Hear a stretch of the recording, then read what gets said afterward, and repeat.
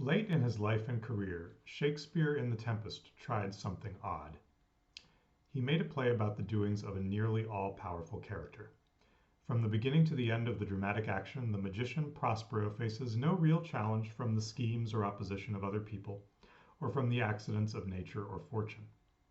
It wasn't always that way. When we meet Prospero in Act 1, he has come down in life. Once he was the Duke of Milan, a major Italian city-state. Now he rules an almost deserted island where for 12 years he has brought up his teenage daughter Miranda. Their household work is done by an enslaved native islander with vaguely monstrous features, Caliban, who once sexually assaulted Miranda, or maybe just tried to seduce her. What he did exactly isn't much clearer than that. Still, somehow she and Prospero both seem agreed that his enslavement is justified. Another strange servant, who's also effectively a slave but less despised by his enslavers than Caliban, is a shape-shifting, gender non-binary spirit called Ariel. Prospero relies on Ariel for services beyond ordinary human capacities. Prospero has plans that involve a second set of characters, including two enemies from his past. One is his treacherous brother Antonio, who overthrew Prospero to seize Milan. The other is the mighty King Alonso of Naples, who helped Antonio do it. When the play begins, Antonio and Alonso are aboard a ship sailing near the island on their way home to Italy. With them are Alonso's son, Prince Ferdinand, and their male attendants, some noble, others ignoble. A violent storm interrupts the voyage. It's a storm that Prospero has cooked up with Ariel's help to make castaways of all these men. When they're washed up, they land in several parts of the island so that Prospero can manipulate each individual or small group in different ways as he chooses.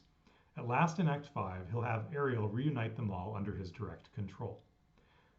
Clearly, this play is no ordinary romantic comedy. It's a psychodrama about power, both the power that we have and the power that we may sometimes wish we had. For Prospero, the storm and the shipwreck will serve two purposes. One is to bring Prince Ferdinand of Naples together with Miranda, allowing them to fall in love and get engaged.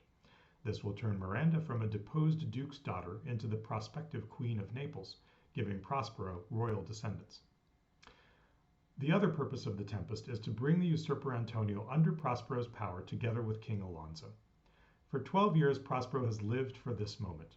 Two men who betrayed and deposed him long ago will finally be at his mercy. But while this play isn't a romantic comedy, it's no revenge tragedy either. Prospero has passions, but they never carry him away, not far enough to derail or really threaten his plans. We might wonder at the end how he'll really treat his enemies, whether he'll show them all the mercy that they ask for and that he promises them. But the events of the play never create any true suspense about whether or how he'll bring them to heel. So we might ask, where is the drama in The Tempest? How does the play engage us?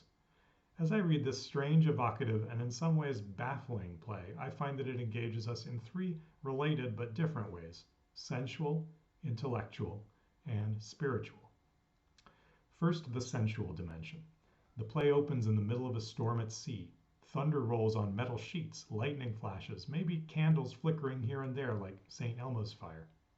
The deck tosses and the actor's mime being hurled up, down, and sideways. Once on the island, the castaways encounter Caliban, then Ariel and an army of lesser spirits in varied, fanciful costumes, which change with Prospero's whims and designs. A lavishly laid out banquet vanishes under their hungry eyes through some quaint device of theater mechanics. There's a play within the play, a device Shakespeare has used before. But this time it isn't incompetent or stiff and old-fashioned like those in Love's Labour's Lost, A Midsummer Night's Dream, or Hamlet.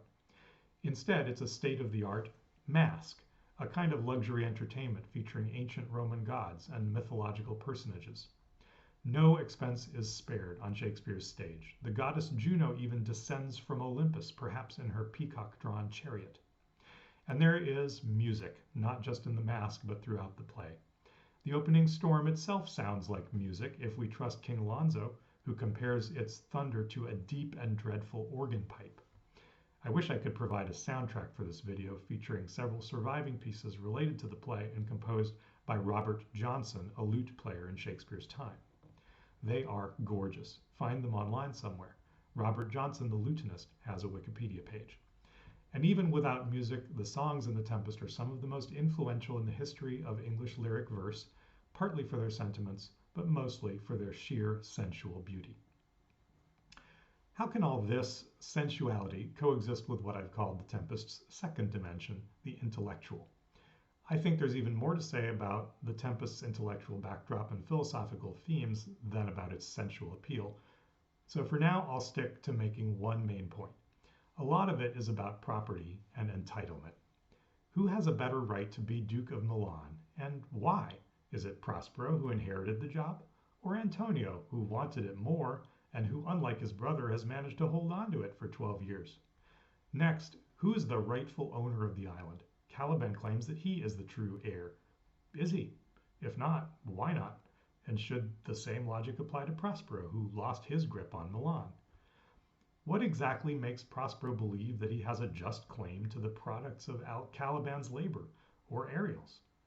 Finally, what explains why just one or two people get to possess the throne of Naples anyway? What does it mean in the end to say that something is mine? An important word in the Tempest.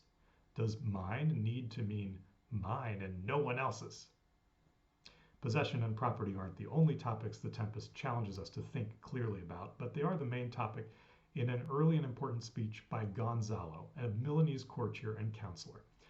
In Act 2, Scene 1, Gonzalo rhapsodically imagines a perfect commonwealth on an island like this one, where a golden age society would live without toil, property, or monogamy, freely enjoying nature's pleasurable bounty. It sounds way too good to be true, and Gonzalo's ideas are quickly ridiculed by his companions who find glaring inconsistencies. Still, the speech is thought-provoking. It draws on radical political concepts for Shakespeare's time, like those in the dialogue treatise Utopia by Sir Thomas More, and the essay of Cannibals by the greatest French Renaissance writer, Michel de Montaigne. Montaigne's essay reflects the moral ambivalence of at least some European thinkers about New World colonialism and imperialism. The Tempest has become a central work in later writings by both indigenous and European authors about the crimes committed by modern empires against conquered peoples. As Prospero the magician reconquers what was stolen from him, we might find ourselves thinking about some tough historical issues. However, beyond both the sensual spectacle and the intellectual problems, the Tempest seems to be pushing us toward a place where feelings and thoughts shade into something deeper. This is the third spiritual dimension of the Tempest for those who believe in spiritual values or who want to believe in them, which might amount to the same thing. If we're already asking questions about material rights of ownership and the authority to govern them, we're in the neighborhood of some more profound existential concepts like that of our duties and obligations to others. What leads us to care, if we do care, for the well-being of other people? People outside our family, outside our ethnicity. How do we decide what is a good or an evil deed toward a being outside our species, as Ariel clearly is, and as Caliban is supposed or alleged to be? And when we gain the upper hand over anyone, human or inhuman, who has done us harm, should we spare them? If so, why? As for Prospero, spoiler alert, he will spare the men from Milan and Naples who dispossessed him long ago, along with other men in their company, two of whom have laid treacherous plots more recently during the brief span of the play. To explain why Prospero does not seize his chance at the end to take revenge, not tragic revenge at least, Shakespeare devotes his last major speeches to the subject of time, its passing, and its effects on human beings and our ephemeral world. To be mortal, as even Prospero is to change and be vulnerable to time. It is to die.